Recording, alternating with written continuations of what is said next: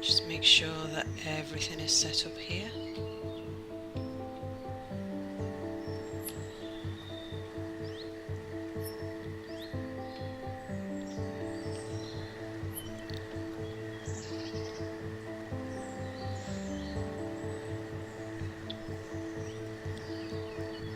Hello and welcome back to Sal Plays Banished, and in this episode we're actually going to start playing the game. So I made a brief episode as a prelim to this, just explaining the goals and laying, because it's going to be a very tough challenge. I've laid out the map with the game on pause. I've laid out the start of my village. Now there is one more thing I'm going to need to lay out, and that is, because I forgot to do this, and that's the road from here to here. I see. I just need to know where this is. So we'll put that in place. But again, I don't actually want them building this yet.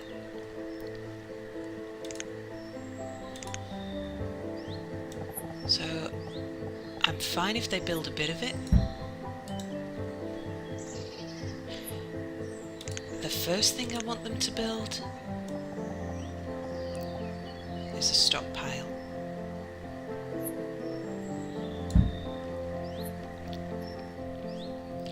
And I want them to build another stockpile up here. I want it to be very close to the road. Where is it?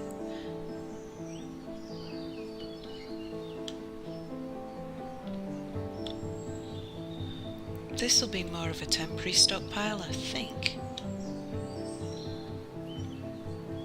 There's the road. Okay.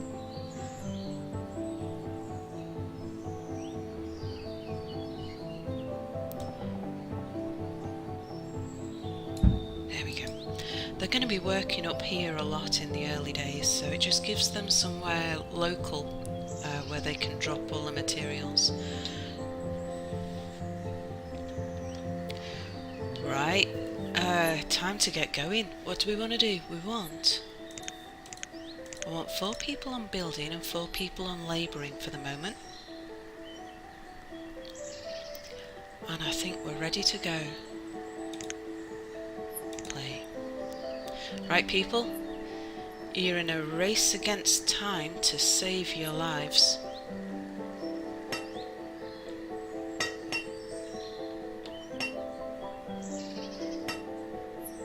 Get them building the road first, because that will really increase their efficiency with their clearance and building the other buildings. Have I got something that should be paused that isn't paused? No, I've just got nothing there yet. I think. Oh, just the stockpile. Yeah, that's fine. Right, first thing I want them to build is the gatherer. Take that off paused, and I want them to remove the resources in this area.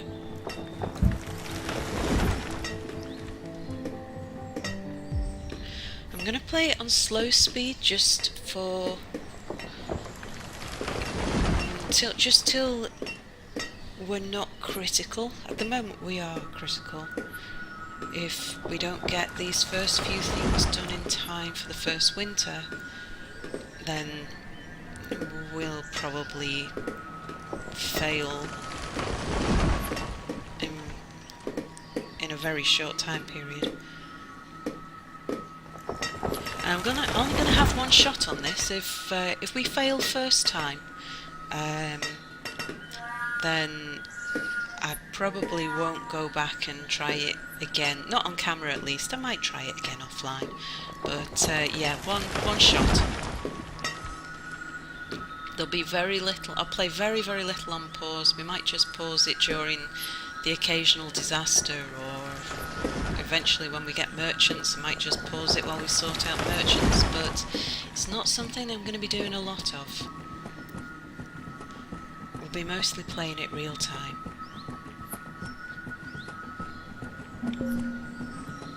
Okay, we're going to need more logs.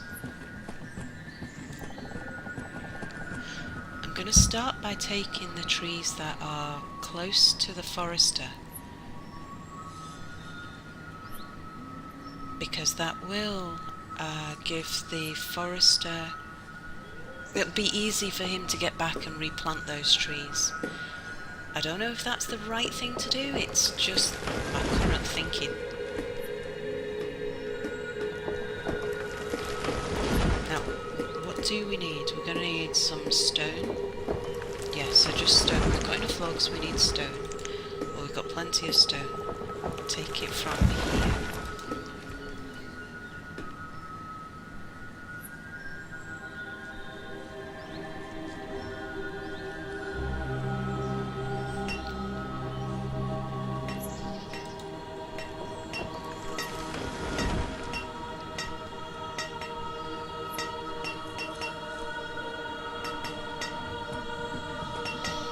Let's get the builders extending that path a little way.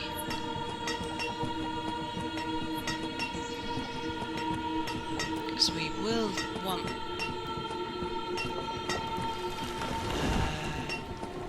just to there actually, no further.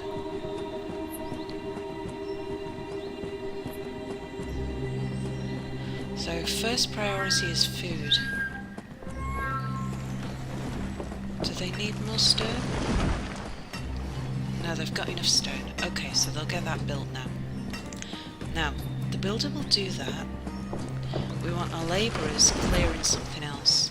And the next thing that I want them to do is the forester.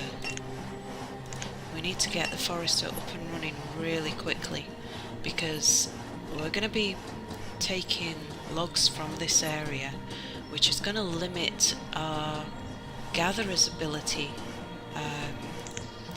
We need to reforest this as fast as we can. Right, what do we need?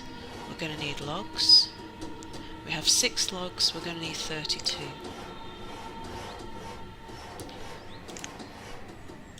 So let's harvest some more trees. Again, as close to the forester as we can get at this point. Right, we've got a gatherer. I'm going to put 2 of my labourers on gathering. Probably want all 4 actually.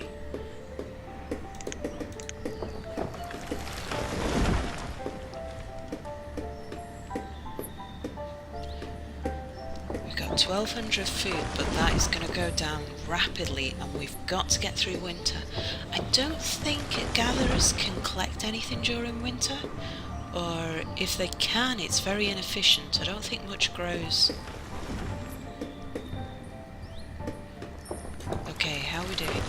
We've got the logs we need more stone. Let's remove stone.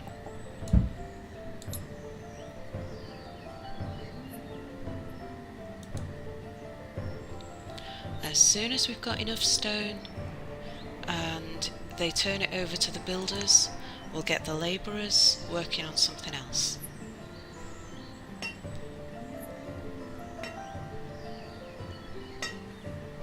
Okay, so that's ready to go. So they've turned that over to the builders. We're going to get the labourers working on this house here.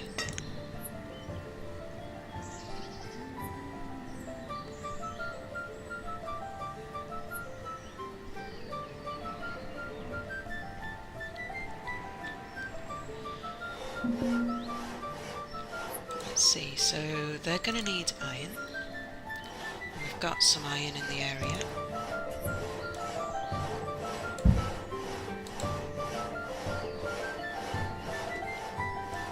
There he goes, look. 22 roots. So this is what's going to keep us alive in the short term. Once the gatherers have collected everything that there is to gather in the local vicinity, in their area of effect, they'll just become labourers until something else grows.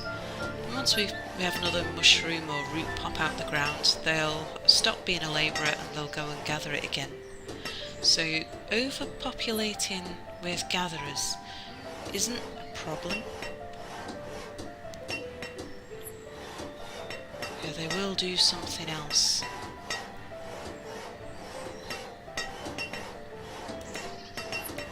Okay, so we're going to need... We're out of logs, so we're going to need 4 more logs.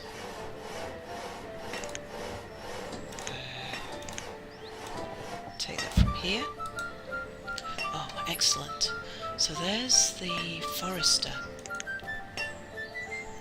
And I'm going to put 2 foresters on. I want 2 labourers and 1 builder. I really like having 2 builders, but for the moment I'll just keep him going. Once we have this house built, we can be sure that we have a chance of surviving the winter. We're only in spring, so things are looking okay. How much stone do we need though? A lot. Do we have enough stone?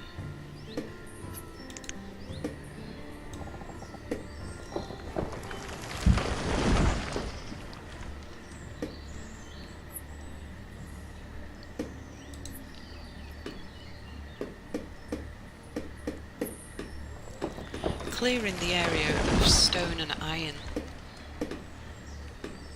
is no bad thing. It'll save the forester from doing the job.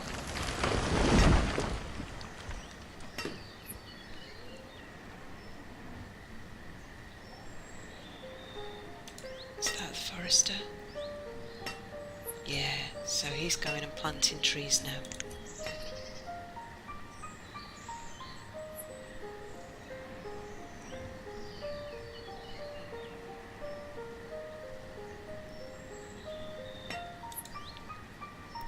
Have enough logs, so it's just stone that we need. Did we have enough iron? Yeah, we've got enough iron.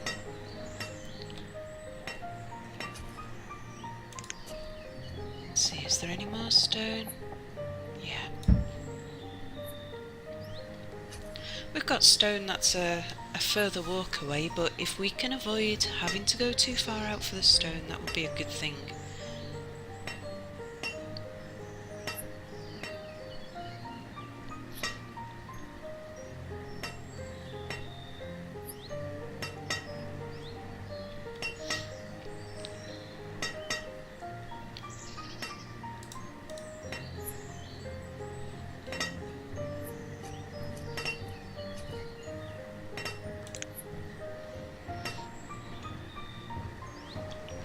I think we'll collect the stone from down here next.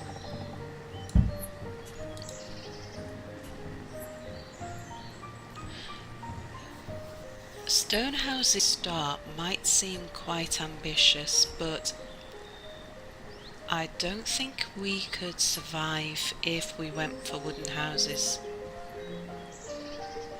Wooden houses use so much more firewood that, at least in theory, I think we're better off taking the gamble and going for stone houses from the outset. Now that means that we can't produce as many houses quite so fast. It shouldn't affect us this winter, but where it will have an impact is it's going to affect our population growth. And we might find that we struggle to provide enough houses for the village to grow fast enough to be able to sustain any population growth. As long as we have young people moving into houses and having babies, then we're okay, we'll survive.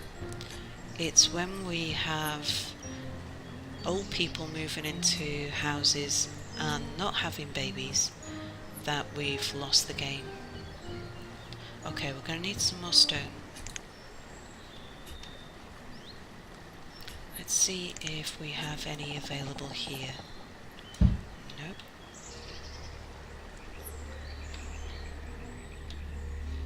Here? There's some.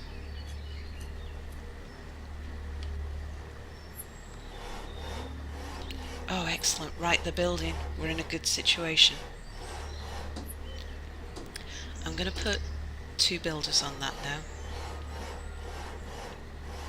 And the next thing will be... should we do the cabin? No. I tell you what we're going to do next is the bridge.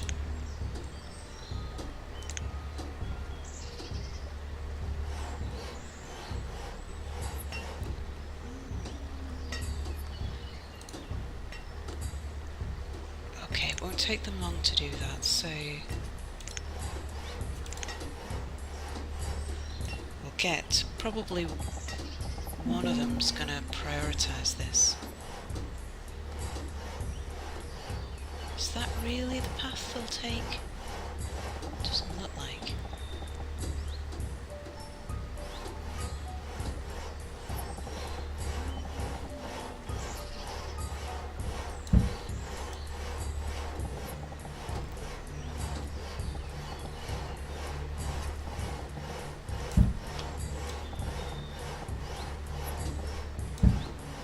That looks more like the path that they take.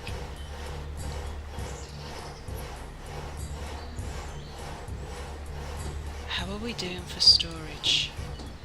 68% full. I want to get this blacksmith up and running before we start running out of tools. Okay, excellent. So 2 of our adults and 3 of our children have moved in there. They're not going to have any more children because they're full. Okay, let's get the labourers working on the storage barn.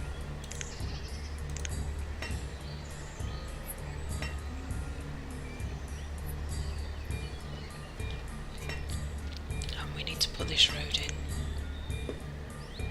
Where does this road go? Here? Where does the storage barn end? There.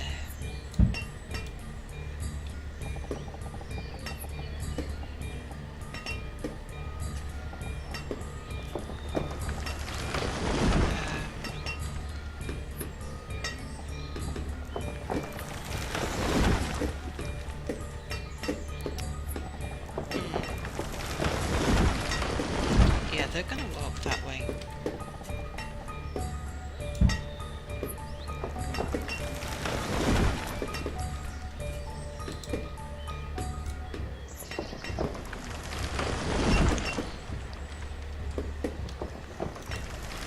So we are short of logs and stone. Probably the same here as well.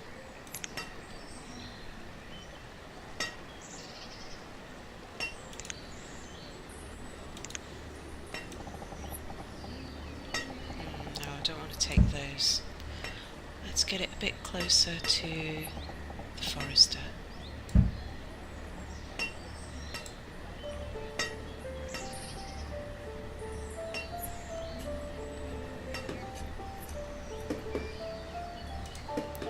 Actually, I want them to finish this.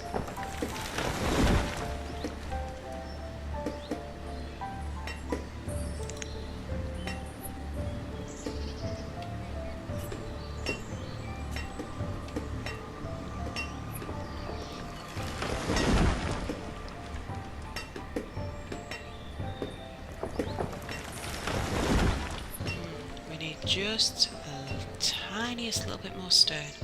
We'll get some from up here. That'll do.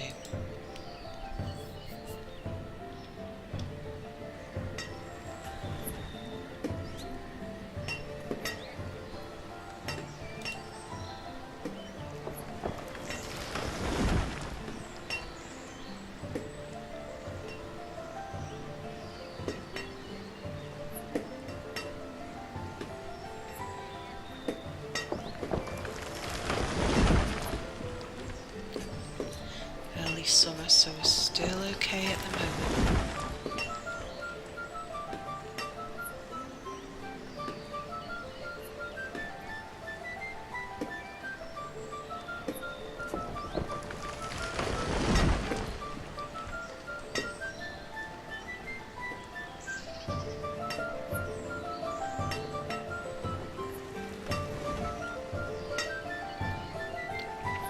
Food's dropped to 800, but that should be okay as long as we don't go down.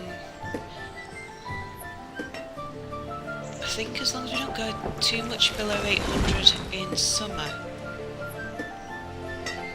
I think we'll be okay. As long as it gets us through to spring.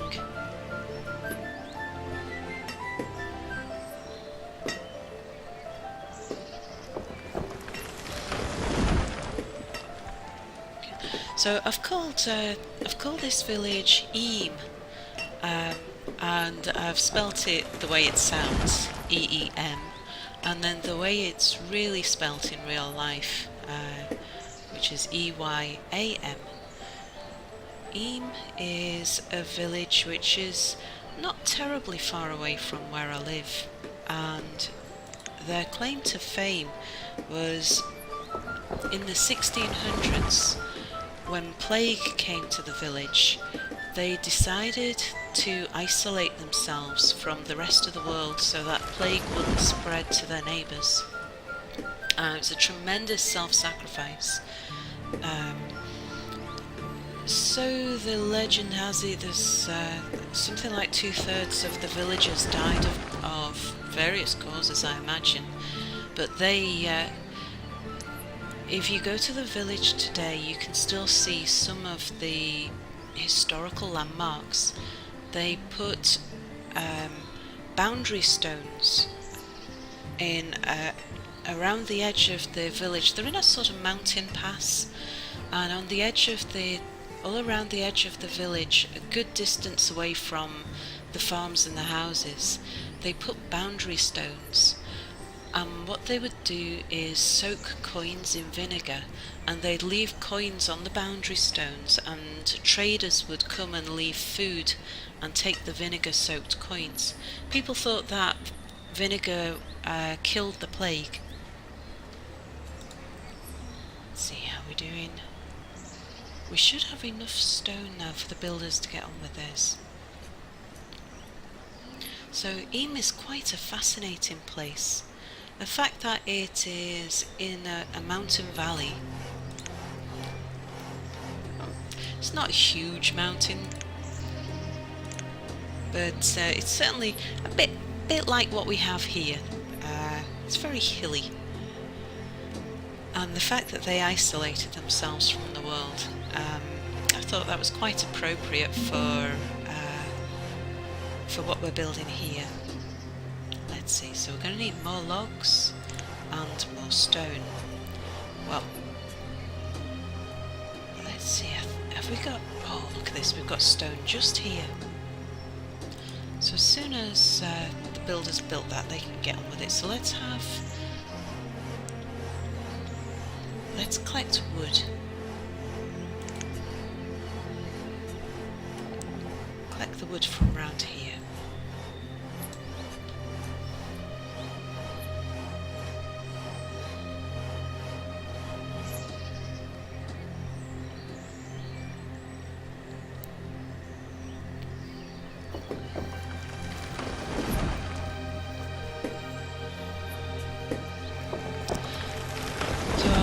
Homeless villagers will survive the winter as long as they are close enough to one of their neighbours' houses. Right, but I think that's we're probably about out of time for this episode now, and